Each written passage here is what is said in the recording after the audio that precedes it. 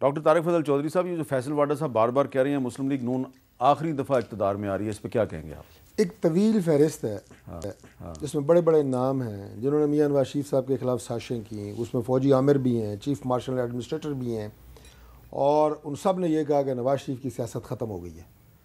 فیصل واڈا سے زیادہ مشہور آدمی تھے، پاکستان کے چیف مارشل ایڈمنسٹریٹر بھی رہے ہیں، لیکن نواز شریف آج بھی سیاست میں موجود ہے، آئندہ بھی رہے گا انشاءاللہ تعالی. تو یہی فارمولہ باتوں سے ختم نہیں ہو سکتی. یہ آپ نے بالکل صحیح کہا. دوسری بات میں کہہ دوں، جو واڈا صاحب نے کہا نا بزدار ٹور فلانا، دیکھیں یہ ٹرمز ہمارے یہاں استعمال نہیں ہوتی کہ وسیم اکرم پلس ڈبل پلس.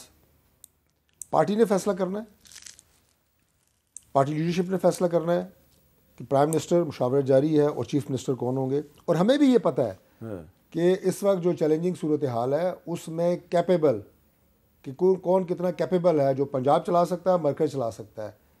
صحیح فیصلہ ہوگا اگر مریم بی بی کو سمجھا گیا، پارٹی نے سمجھا کہ وہ پنجاب ہینڈل کریں گی تو ضرور آئیں گی، اور پرائم منسٹر بھی جو آئیں گے انشاءاللہ وہ بھی ملک کو اس بحران سے نکالنے کے لیے آئیں گے. ایک سوال 2018 میں جب عمران خان صاحب وزیر اعظم بن رہے تھے تو اس وقت نواز شریف صاحب ڈسکوالیفائڈ بھی تھے اور جیل میں بھی تھے، اور مجھے یاد ہے بہت سے لوگ کہتے تھے کہ نواز شریف کی سیاست ختم ہو گئی، لیکن اس وقت میرے سمیت بہت سے لوگ کہتے تھے کہ سیاستدان ڈسکوالیفیکیشن سے اور جیل میں بھیجنے سے اس کی سیاست ختم نہیں ہوتی.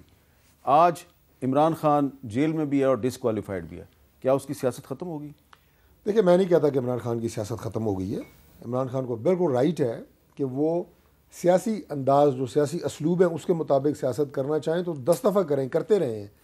لیکن عمران خان کی سیاست کو جو آپ یہ کہیں جو ڈینٹ لگا ہے پی ٹی آئی کو، وہ 9 مئی سے لگا ہے. اس نقصان کو ریپیئر کریں گے تو آپ کریں. جی آپ 9 مئی کے واقعے کے تو میں مذمت کرتا ہوں، لیکن جو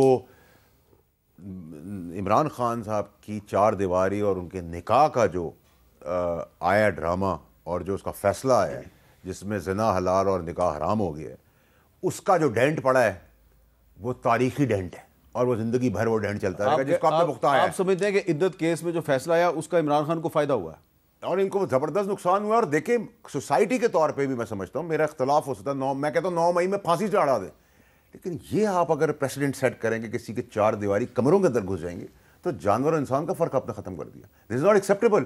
آپ سوسائٹی پولرائز تھی، آپ زنا کو حلال اور نکاح کو حرام، یہ اس کا فیصلہ بھی اگر آپ لوگوں نے کرنا ہے تو پھر تو ہر آدمی کو نکاح سے پہلے، اور طلاق شدہ عورت کا تو فیوچر تباہ کر دیا آپ نے.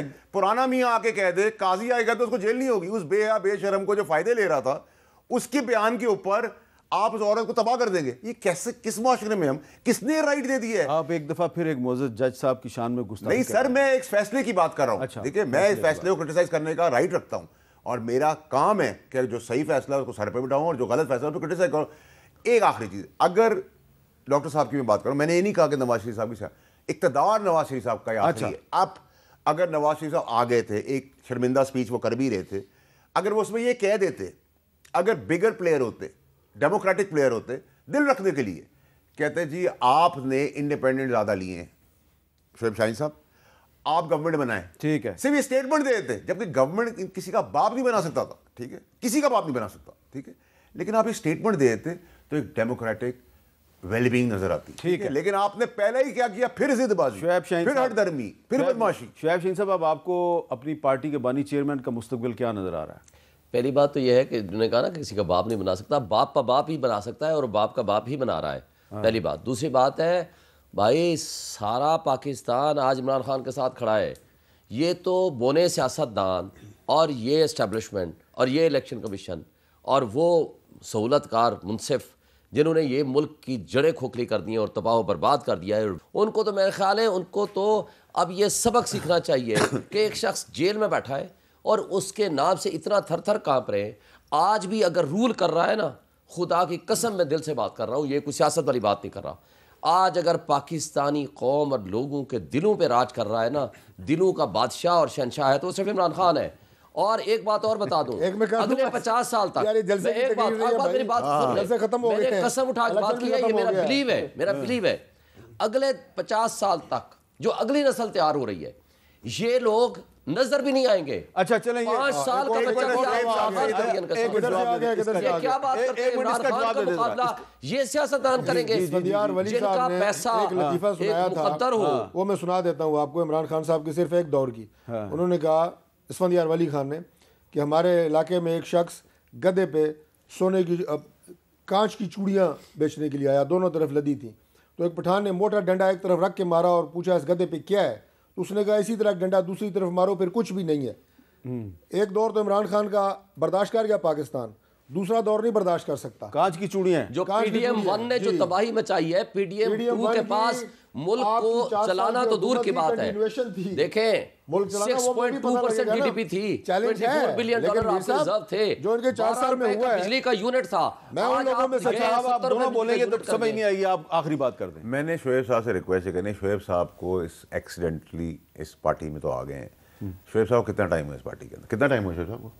9 مئی کے بعد آئے تھے. 9 مئی کے بعد آپ آئے. ٹھیک ہے، تو ہم نے 15 سال دیے اس پارٹی کے اندر. ہم تو پیدا پی ٹی آئی میں ہوئے تھے.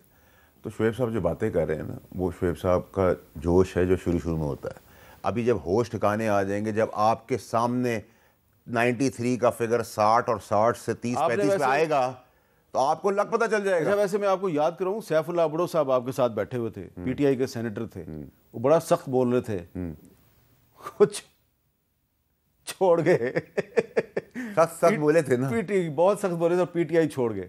لیکن مجھے لگتا ہے کہ شعیب شہین صاحب تو ایک مشکل دور میں پی ٹی آئی میں شامل ہوئے. میں ان کی کریڈیبلٹی کے اوپر کوئی کوشچن نہیں کر رہا. دیکھیں سلمان اکبر راجہ صاحب کی بھی کریڈیبلٹی کے اوپر میں کوئی کوشچن نہیں کر رہا. اور مجھے شاید لگتا ہے کہ ایسے 5-10 چہروں کے تو فیصلے ہو جائیں گے، باقی سب چنے کھائیں گے.